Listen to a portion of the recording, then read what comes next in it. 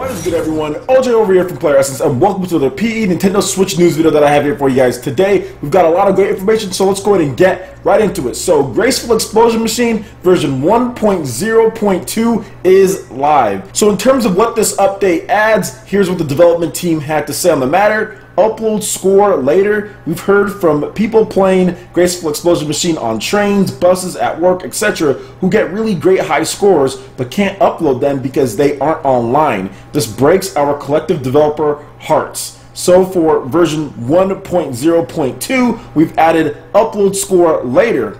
From the score screen, choose later instead of submit score to save your score for uploading later. Then when you're back online, go back to the main menu and select upload scores by pressing X to upload all the pending scores. And don't worry, if it fails to upload, you can retry later. Then there's also a screen shake option. We've also added the option to reduce or disable the screen shake effect.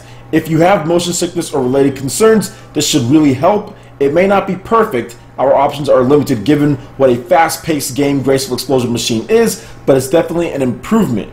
Those are the major changes. Of course, we snuck in some smaller fixes too. We also have more new stuff in the works, but we'll save that for another day. So once again, I've said this before, I'll say it again, Graceful Explosion Machine is an amazing game on the Nintendo Switch. It's really good in just short bursts, pick up and play, like on the train or the bus or right before bed, whatever the case is. I play it all the time, still playing it. There's a lot of cool games like Thumper and Disgaea coming out, so my time with it hasn't been as much as I would like. But with this upload score later, this has actually happened to me quite a number of times where I get a really good score, but I'm not online for some reason or another, and I'm like, man, there goes my really good score. So I really like that option that they added, and hopefully they continue adding other great options to Graceful Explosion Machine because it really is a great title. Alright, and moving on to some more Nintendo Switch sales news when it comes to Japan. So the My Nintendo store sells out of Nintendo Switch shipments in minutes, just like the Splatoon Amazon bundle sold out in minutes as well. So the My Nintendo store had another Switch restock in Japan, and like usual, it did sell out in minutes. The daytime stock saw shipments disappear in about 20 minutes, while the nighttime restock was sold out in about 10 minutes. The next restock is scheduled for May 25th, and this just kind of shows the anticipation for the games coming out, and that is Splatoon 2. The ARMS Nintendo Direct also helped as well. I think Japan is really going to catch on to that game. I think everywhere is really going to really latch onto that game because it just looks like such an amazing and fun new concept. It looks like the Mario team said, hey, you know what we did for racing? Okay, let's do that for fighting. Like Mario Kart, how they did that, right? But they're saying, hey, we can do this with the fighting game. We can make it more fun. We can make it more wacky or more zany, whatever the case is, and ARMS is just looking amazing. I cannot wait to play that on my Nintendo Switch, but I think that's the reason why these sales have been going so good, is because of ARMS, because of Splatoon 2, but mainly because of Splatoon 2. And speaking of the sales in Japan, is getting dominated by Splatoon 2 merchandise. Splatoon 2 games, systems,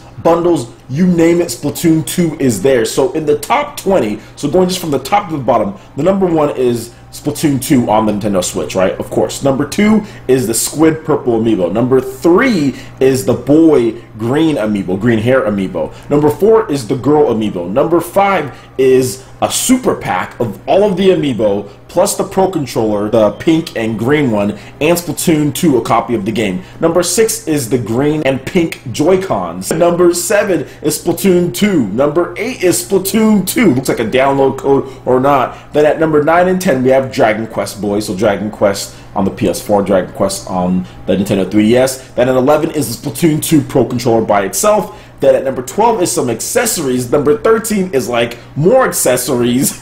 Number 14 is Mario Kart 8 Deluxe. Number 15 is Splatoon 2 again. Looks like some other type of Splatoon 2. Number 16 is Splatoon 2 bundle with a bunch of accessories and with some stickers and some other stuff, it looks like. Number 17 seems like a download code or something for Splatoon 2. Number 18 is the Switch system itself. Number 19 is Zelda. And number 20 is another Splatoon 2 bundle. So once again, domination all around, and that Splatoon 2 bundle is still sold out, of course. But this just kind of just shows what's going on here. Splatoon 2 is pretty much the new king in Japan when it comes to a game, a franchise. I don't think there's going to be a bigger launch in Japan than Splatoon 2 this summer. So look forward to the Media Create when that game comes out. The Splatoon 2, and in Japan in particular, is going to sell so much in addition to the actual system. Nintendo just needs to make sure that it's restocked good before then, because we saw the test fire sales went up to 73,000. I think when the test fire came out. Imagine when the game comes out. So it's even going to be even bigger when it comes to that. So let me know what you guys think about that in the comment section below. All right, and moving on to the next article here, we have the NPD top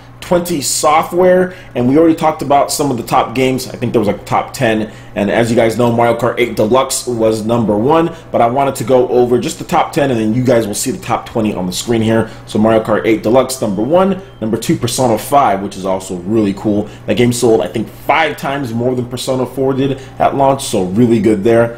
Legend of Zelda Breath of the Wild is #3, #4 MLB 17 The Show, #5 Tom Clancy's Ghost Recon Wildlands, #6 Grand Theft Auto 5, #7 Mass Effect Andromeda, #8 NBA 2K17, #9 Overwatch, and #10 Call of Duty Black Ops 2.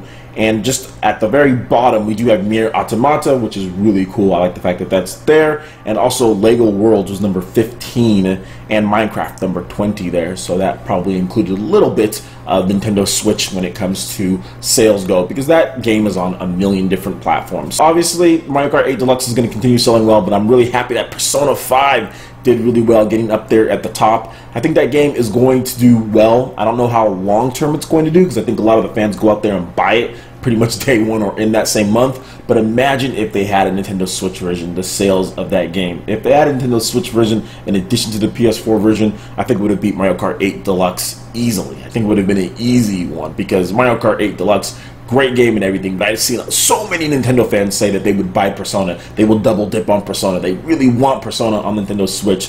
So I think in long-term sales, it would be great if Atlas somehow got that game on the Switch, but I don't know the deal that Sony has with them, so we'll see what happens in the end there. And we discussed this in a previous video in terms of consoles sold, but the Nintendo Switch was the top-selling console for the April NPD, which is US sales, while the Nintendo Classic Mini, or Nintendo NES Classic, whatever you want to call it, that was #2 in sales. I know here in my city there was one final shipment for the NES Classic, and there was around 70 to 80 people in line, and I think around 20 to 30 people got one. So there was one final shipment there, and it seemed like that final shipment was big enough to get the NES Classic to second place in the NPD when it comes to US sales. I'm thinking Nintendo will probably bring back this system sometime in the future and handle it a little bit better, but I think we are going to move on to the Super NES Classic. Nintendo didn't want to comment on it when it comes to Tatsumi Kimishima, but I think that's coming. So while we do lose the NES Classic Mini, we are going to get maybe, potentially, the Super Nintendo Classic, and to me, that's going to be like a must-own, because I love the Super Nintendo. I like the Super Nintendo a lot more than I like the NES. Alright, moving on to the last article here. I wanted to just mention this briefly.